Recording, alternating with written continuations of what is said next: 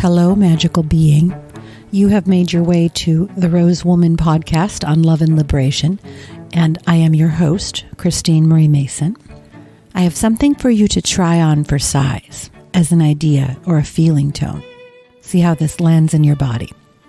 What if the pathways and keys to complete ecstatic bliss, to interconnection with the divine field, have already been laid out inside of my own body? What if paying exquisite attention to the body and inviting the light in brings not only more aliveness and more pleasure, but invites experiences of unity consciousness?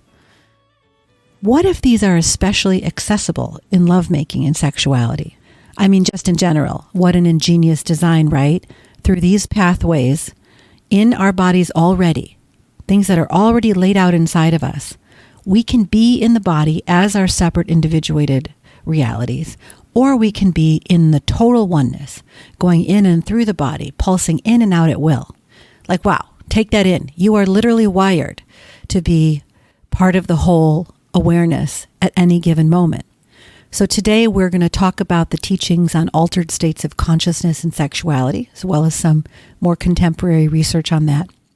I'm going to start by telling you a story from last week. I was back on the farm in Hawaii, and a man in the community named Naga had invited a teacher from Toronto, a modern dance teacher, Benoit Lechambre. And as a friend of mine said, like, if you're going to be a modern dance teacher, Benoit Lechambre is like, of course you're going to be named something like that, right?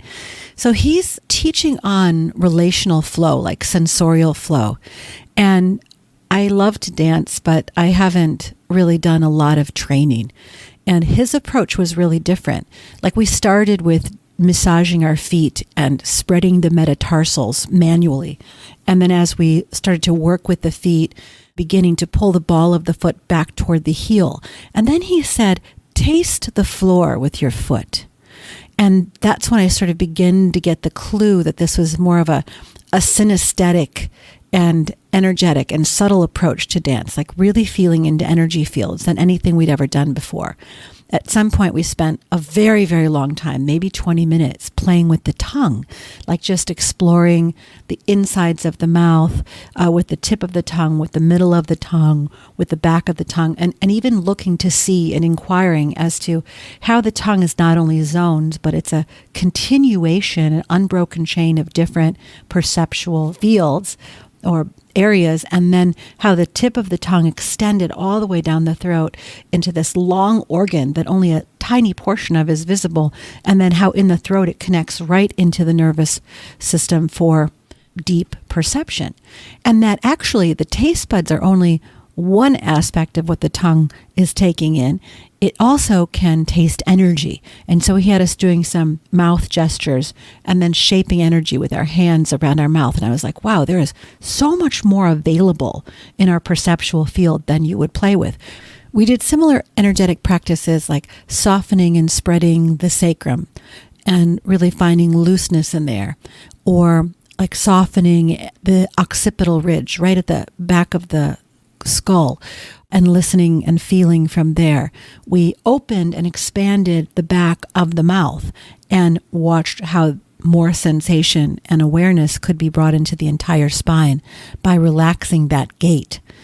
We also did some listening and toning exercises, which were designed to attune us to other beings. So, for example, one exercise was to go face to face with another person and get up really close and then ear to ear, so that you're listening through their ear and they're listening through your ear to you. And you begin to tone as a form of listening to the other person's vibration. And as we did this, the other person responded, and then you would basically attune to one another. And then at some point, an incredible conjoined sound would be formed if you were listening well. And then we were asked to sort of listen to a plant. And I have to tell you, initially he said, go listen to a plant and find its tone. And I was a little skeptical, but I went and listened. And then on the second round, not only could I hear that the plant itself had a frequency and a tone that I could match, but different parts of the plant had separate frequencies and tones, like the wide stem at the base versus a new shoot or a leaf or a dying blossom they each had a different frequency. And I was so tripped out because of the grossness of the nature of moving in the world so much of the time, the bluntness of our embodiment, that there's so much more available. Then I would say, in terms of the dancing with other people, another big piece was that everyone has a layered energy body inside of them and outside of them and extending out. Some people might call this auras or whatever. It's like how your energy extends out from the envelope of your skin, which we've talked about before, I think. And that when you're getting ready to dance with someone, the first movement in you is of a bow, a form of reverence, and not like a curtsy bow that's very overt, but more like an expansion of like a holding of your arms up and saying, ah, I see your radiant energy field, like an acknowledgement of their divinity. And then you kind of see how in that acknowledgement and that opening and in that waiting and in that patience, that bow gesture, which has no greed, no extraction, no demand energy, that the person sort of begins to fluff a little bit. Their energy body begins to fluff. They become more receptive. And as that happens, as their inner shine or their inner glow comes out, then you find a more willing and interested partner in the dance. And I thought that was like such a gorgeous way to approach our interactions on the daily basis. Bow first. Wait. I had an experience similar to this when I was doing some sexual healing work, receiving sexual healing work with someone. And I noticed that as she put her hand on the pubic bone and like cupped my vulva, that my entire vaginal canal like sucked up and like in anticipation of unwanted access. And I was like, this is interesting, because I've never slowed down enough to notice how much I withdrew at the possibility of penetration. But then as I rested and she was talking to me and like basically saying really sweet things and was really calm, and there was again no demand energy, that everything relaxed. And when it relaxed, the energy opened and there was an invitation to her. And she's like, oh, there you are. And I was like, wow, what if we did that? What if we sort of just made our intent or our desire clear and then we waited, for the other person to be in energy body response. So I wanted to lay that out a little bit, because I think this idea that there's so much more going on in the subtle and energetic realms that we're not used to tuning in with, but that it's available to all of us. I'm not like a special person in that way. That if we're not pasting over our subtle perception, I love how my friend Kathy Joy calls it our subtle intelligences, with our dull foods and our incredibly numbing media and our constant distractions in the world, that if we aren't pasting it over, there's so much more. Moments of transcendence at the tiniest scales, like listening to a plant or tasting the floor with our feet, or at the cosmic scale, like zooming out into full, I'm out in the stars and the galaxies.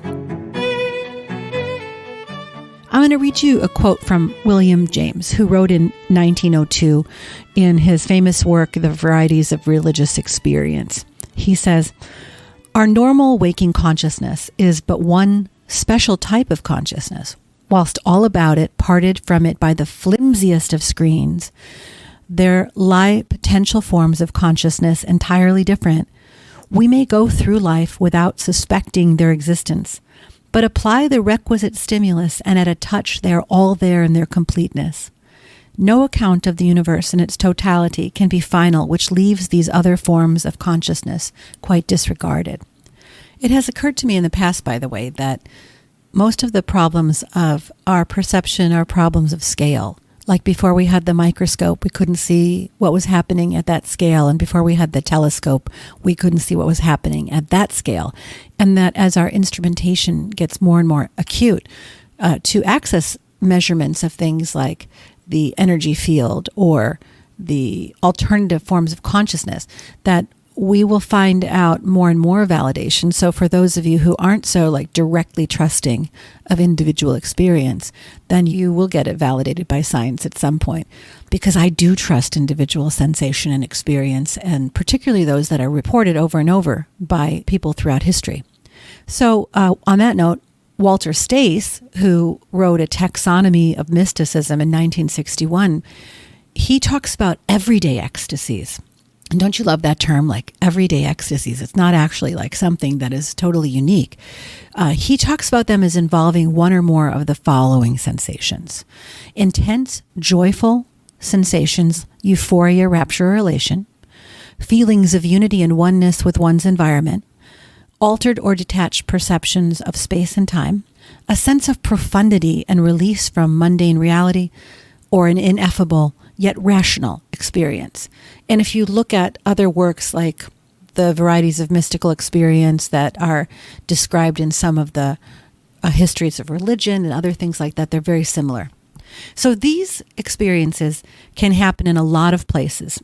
In nature, like walking out by the ocean, in creativity. Sometimes it happens at the moment of birth for a mother. They are often called transpersonal experiences, where you're going beyond the self. And today I want to talk about those experiences in the context of sexuality. So you might be surprised to learn that 1 in 8 people report having a transcendent experience during sex.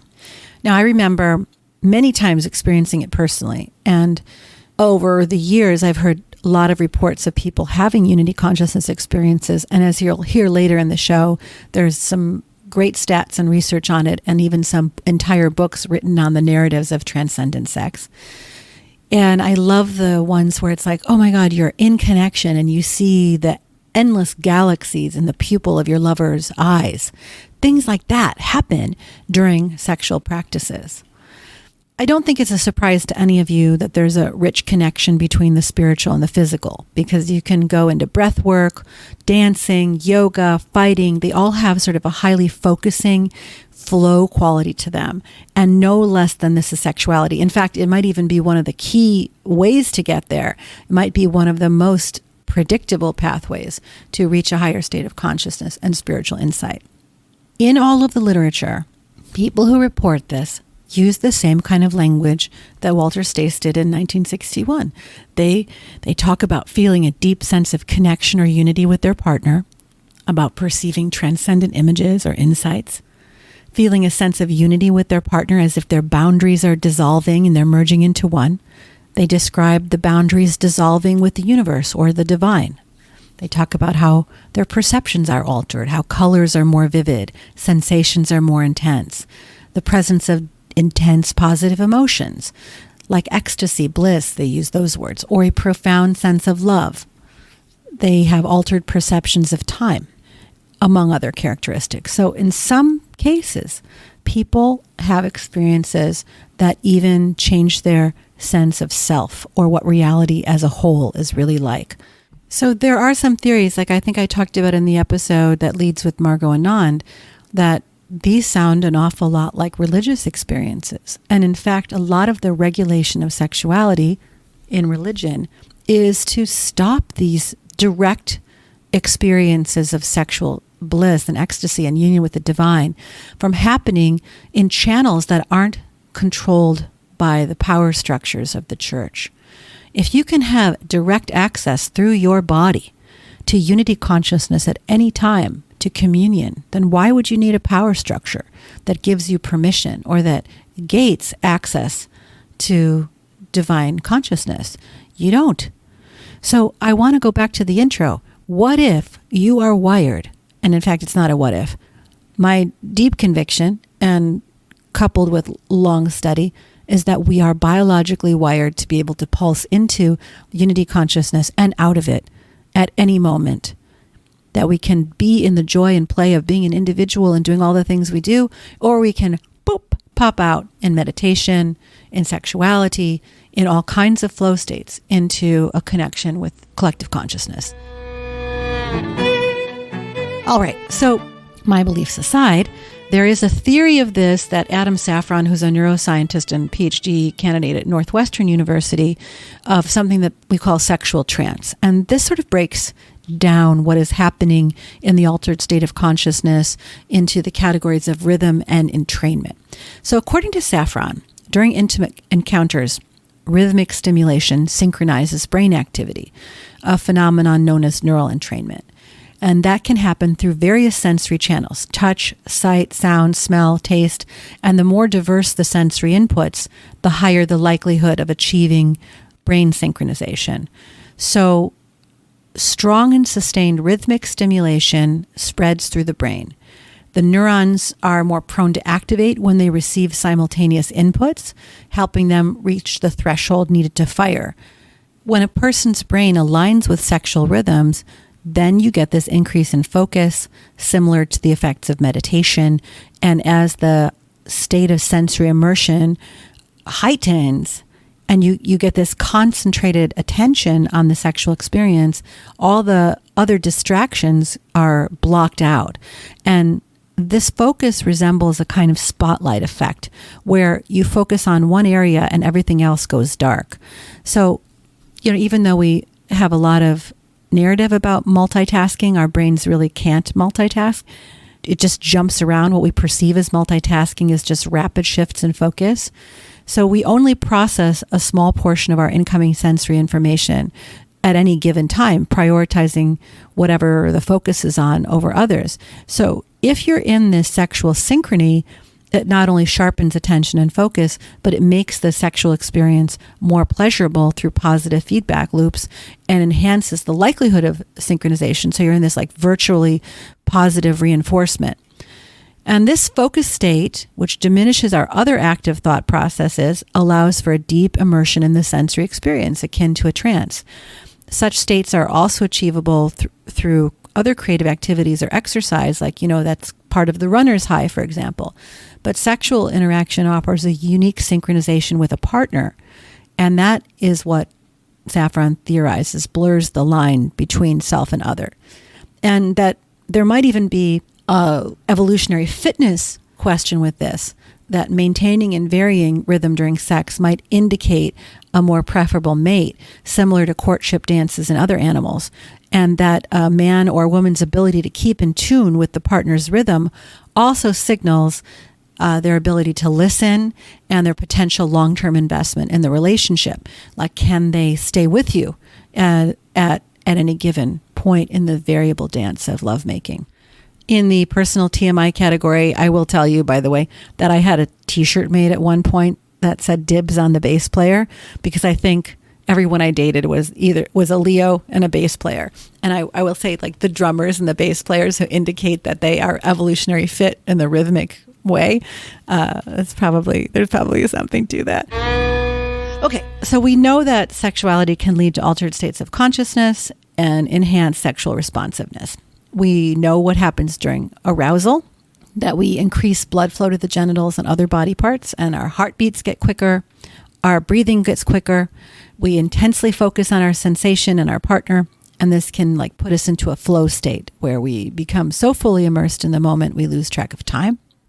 Okay, so you get aroused, and something else is happening in the brain when you're aroused. You shift into a state of being that is governed by the parasympathetic nervous system, which requires relaxation and lowered defenses. And by the way, we know that relaxation and a sense of safety are really vital for women to enjoy sex. The more that environment's created in it, the more likely arousal will happen and pleasure will happen, and they can stay in it. It's one of the reasons we suggest ritual in our book Reverence, that there are ways to help create an environment that signals safety through lighting, through texture, through temperature, through pacing, which can lead to a more beautiful experience for everyone. So there's a modern tendency to override the need for relaxation, which diminishes the intensity of arousal and sensation. So you're getting into you're in an altered state of consciousness as you're getting aroused, particularly if you're able to signal safety. Then the peak of sexual experience, the orgasm, is described as an intense altered state of consciousness. In French, they call it le petit mort, or the little death. It's marked by the release of tension and a flood of hormones and neurotransmitters that provoke intense pleasure. Often a feeling of transcendence, sometimes altered perceptions. Like, I have a long-term partner who would have a total light show, color show after orgasming. Can change your sense of time also, wow, that moment can last for a really long time. And in some practices, like the oming tradition from one taste. It's an ancient Buddhist tradition that was adapted for modern times. They attempt to keep you in this, like, right on the edge of coming over the orgasm for a long period of time. Like, you can stay in a near orgasm peak for 20 minutes or more, which is like flooding the body with such beautiful endocrine signals to relax and be in pleasure. So this peak experience of orgasm is linked to reduced activity in brain regions associated with self-awareness and control, which means that you're losing your sense of the individual self, and you're fostering a sense of merging with the moment as a more broadened consciousness. So it's obvious that extended arousal and pleasure can shift the focus away from our normal thought processes and lessen our sort of degree of self-consciousness or self-awareness. And this dissolution of personal boundaries helps us connect more deeply with partners and the environment and even broader existential concepts. Not only this, but research has shown, there's a particular study by Costa and Pestagna that had 116 participants. And it found that states of consciousness with attentional absorption, which means, you've lost sense of self, are linked to sexual responsiveness, like just how much joy and pleasure and presence and orgasm you can have. It also found that it was very much more present in women and to a lesser extent in men in that particular study. And I have a feeling that gender acculturation is not biological, but that, men are more likely to experience this as biological release only because they've been entrained that way, but that it's equally accessible. You talk to any Daka or tantric male and they will tell you that it's accessible. In another study, there was an international sample of 291 participants where they evaluated alterations of consciousness related to sexual experiences through a rating scale. You got to love researchers, right? There is actually an altered states of consciousness rating scale, and it highlighted the correlation between altered states of consciousness and sexual well-being in general. And it also validated that this was especially true for women, that if you want true intimate and sexual wellness, it drops you into an entirely different state of consciousness, which is highly related to regulating your system over time. Other ways that sexual activity can help us move into an altered state of consciousness is the afterglow that often happens, the relaxation, the contentment, the euphoria that can come with the release of oxytocin. We've talked about oxytocin as the love hormone before because it fosters bonding and relaxation. Probably causes you to fall in love also if you have an oxytocin release with a person over time. Another aspect of altered states of consciousness and sexuality is erotic hypnosis, which is a trance-like state of enhanced suggestibility that often is used to amplify sexual experience, to help you explore fantasies or partake in BDSM activities. And I think this is a good time to move into the realm of BDSM as a way of accessing an altered state of consciousness. Like, I never really understood what that was all about. But here's what the research says. In the realm of BDSM, the term subspace refers to an altered mental state that a submissive partner may enter during a scene. This state is characterized by intense focus, euphoria or calmness, reduced pain awareness, and sometimes dissociation, where one feels detached from their physical surroundings. It's believed to result from endorphin release and other biochemical changes. There's a researcher named Sam Greenberg who wrote Divine Kink, a consideration of the evidence for BDSM as spiritual ritual. And he talks about how these practices, including the subspace of the person who's receiving and the top space of the person who's in charge, reveal complex paths to altered consciousness. He says BDSM fulfills a spiritual longing in the West, offering pleasure, bonding, stress relief, and access to altered states, potentially reconnecting with suppressed aspects of sexuality and mysticism. Well, I think you've got entire libraries that are emerging on research in that area, like what it feels like to just let everything go and be told what to do, or what it feels like to be given total permission to control another person and to bring them into this state of beauty, that actually being a top in the right way is a form of service. I've talked in prior episodes around tantric practices, particularly Kundalini Tantra, the tradition that I've studied, ancient Indian spiritual traditions, which use sexual activity as a meditation or spiritual practice, that have as their aim this altered state of consciousness. They involve the spontaneous manipulation of sexual energy. Well, not only spontaneous, like intentional manipulation of sexual energy to result in intense focus, to managing the management of energy flow. It mirrors other spiritual practices, emphasizes rhythmic motion, altered breathing. You can find this episode, Kundalini Tantra, in the podcast archives. I also found, in looking up this topic, a book by Dr. Jenny Wade from 2004. It's called Transcendent Sex, When Lovemaking Opens the Veil, and it explores these profound experiences that 91 individuals in her study encountered when they went to bed with their lovers and suddenly had an awe-inspiring experience that forever changed the way they understood themselves in reality. It really emphasized the power of sex and the body as a path to realization. And the book explains how lovemaking can sweep people into these glorious new dimensions, rip the veil between worlds, and produce ecstasies 1,000 times more powerful than the most exquisite orgasm. Lovemaking so spectacular that it really does become a religious experience, even for atheists and agnostics. So, like I said in the beginning, these moments of transcendence echo ancient sacred sex practices. They're likened to the highest states in various spiritual traditions, and they can feature a phenomenon like visions and unity consciousness. So here's a quote from Dr. Wade. Transcendent sex was probably the basis for the mystery religions of Egypt, Mesopotamia, Greece, Rome, China, and India. But sacred sex is alive and well today, even though people rarely talk about it. I mean, people do talk about it. Maybe they didn't talk about it 20 years ago, but it's definitely getting talked about now. These states triggered by lovemaking are identical to the highest states identified in shamanism, yoga, Buddhism, and mystical Christianity, Judaism, and Islam. So, there's all kinds of ways to go right through your own beautiful body without having to go through structured religious practices. You are wired for unity consciousness. I also think it's worth mentioning that there are some people who experience not ordinary states of consciousness in non-monogamous relationships, that it's kind of like an existential form of kink, like you get into a flow state in your brain in polyamory or swinging because it involves navigating complex emotions and social dynamics, which put you on kind of a high alert, again with that focusing effect.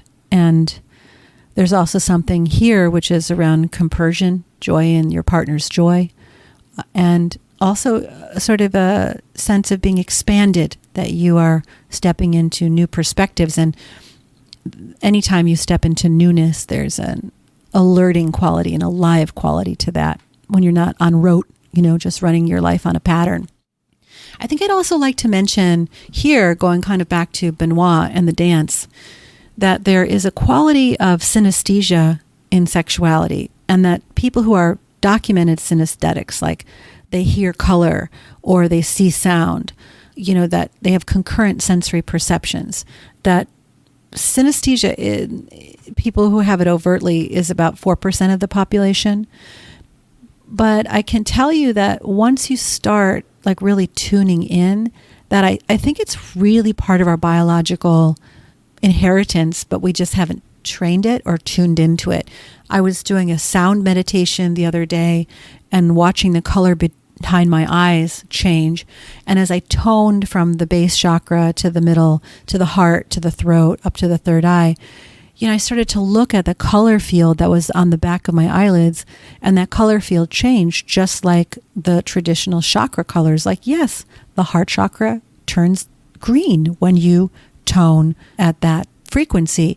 And so I feel, I'm not walking around in the world with that kind of merger of my senses, but I know it's available to me to do, as Benoit said, taste with my feet and see energy with my hands and sense energy with my tongue. I know it's there, that I could close my eyes and see with my hands.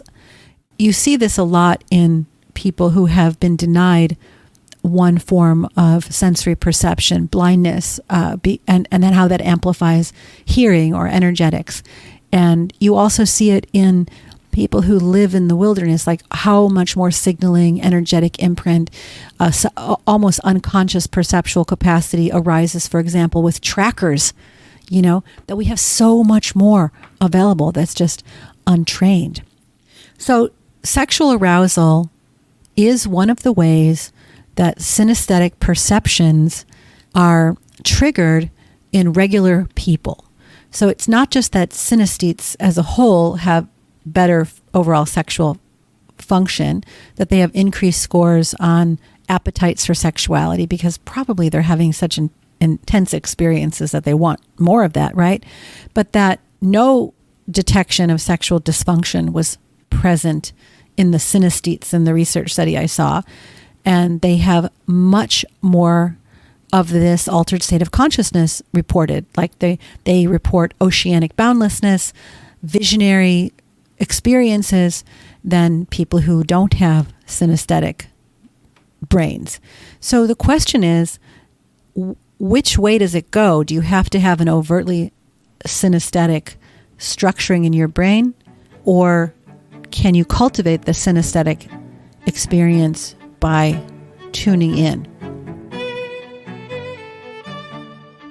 So I'm kind of coming to the end of this meditation on altered states of consciousness and sexuality. And here's what I want to offer.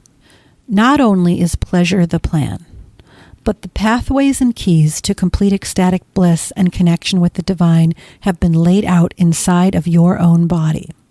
Expect more. Ask for more. Be fully alive. As Benoit said, taste with your feet, see with your hand, sense with your tongue. Ecstatic joy in union is the plan. It's an ingenious device of creation and should be celebrated and revered, not stuffed into some little appropriate box. I'd further like to offer that any religion that denies the power, perfection, and joy of the body, and not only the normalcy, but the astounding unity consciousness potential of sexuality, those are structurally flawed. I was reading an ancient tantric text and it said any religion that doesn't centralize sexual bliss is dead, because that's where life comes from. Religions that regulate sexuality are inevitably rife with subversion, perversion, repression, abuse, and scandal. I would even go so far to say that Eros unexpressed goes in the direction of violence in word or thought or deed. I'd love to invite you to attempt at home some of these practices. I have in the Reverence book many rituals on mutual partnered adoration. You can find events and things like that if you want to come and practice with me and my colleagues on my website, xtinem.com, xtinem.com. And I think I'll leave you today with Whitman. Like, I can't tell you, like, he just seems to be this transcendent, sensual, alive person that is as relevant now as the day that he was writing. And I, of course, am going to offer you passages from Song of Myself, and I want you to imagine yourself walking through the world with this level of exclamation points, right? I am he that walks with the tender man growing night. I call to the earth and sea, half held by the night. Press close, bare-bosomed, night press close, magnetic, nourishing night. Night of south winds, night of the large few stars. Still nodding night, mad naked summer night. Smile, O voluptuous, cool-breathed earth. Earth of the slumbering and liquid trees, earth of departed sunset, earth of the mountains misty-topped, earth of the vitreous pour of the full moon just tinged with blue, earth of shine and dark modeling the tide of the river, earth of the limpid gray of clouds brighter and clearer for my sake. Far swooping, elbowed earth, rich apple-blossomed earth, smile, for your lover comes. Is then a touch, quivering me to a new identity, flames and ether making a rush for my veins, treacherous tip of me reaching and crowding to help them, my flesh and blood playing out lightning to strike what is hardly different from myself. On all sides, prurient provokers stiffening my limbs, straining the udder of my heart for its withheld drip. I know I am solid and sound. To me, the converging objects of the universe perpetually flow. All are written to me. And I must get what the writing means. I mean, the poets, they got it.